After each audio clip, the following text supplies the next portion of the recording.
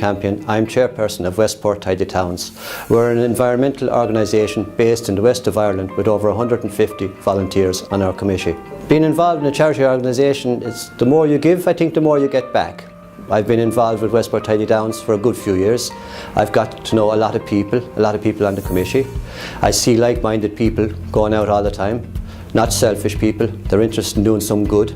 We're not doing it for money, we're doing it for the environment, we're doing it for ourselves, our physical well-being, maybe our mental well-being, and for a social aspect. I think for someone starting a not-for-profit organisation, I think first they need to think back of who the people mentored them, right? What they learned, pull from them resources. I think then they need to go out and form a committee, a group of like-minded committee, different people in different jobs or different organisations that are going to bring different strengths to the committee. I think then it's a matter of delegating and working closely and putting your passion into them people, like-minded people who are working with you. I think a strong committee is what makes any organisation good, and that's certainly what works with Westport Tidy Towns.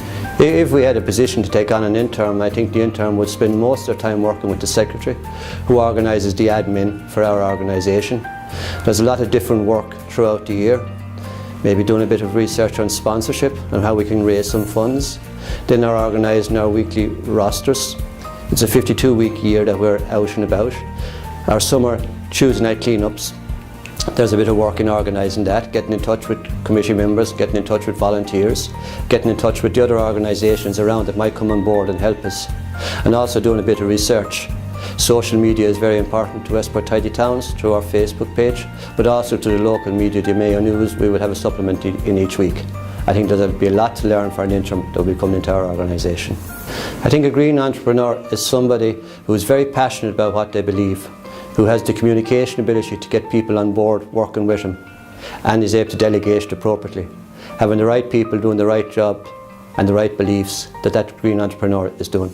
Hi, my name's Deborah, and I'll be travelling to Lusada to attend NGEurope training course.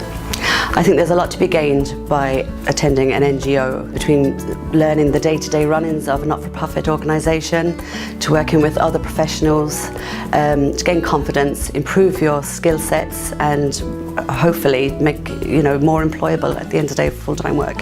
I think the hardest thing to face when starting a social enterprise would initially be the funding, the who approach, where and how, and also the logistics of presenting your idea, and in the hopes that the person has the same vision that you're trying to portray.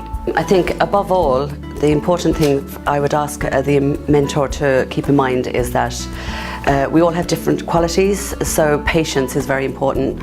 It could be a completely new job path, and we all have different abilities and strengths and weaknesses. Some people are more academic, some people are more creative, some people have excellent problem-solving skills. I think it's important that the mentor would highlight these skills to grow the confidence of the intern. Therefore, they can move forward and feel like a valued member of the team.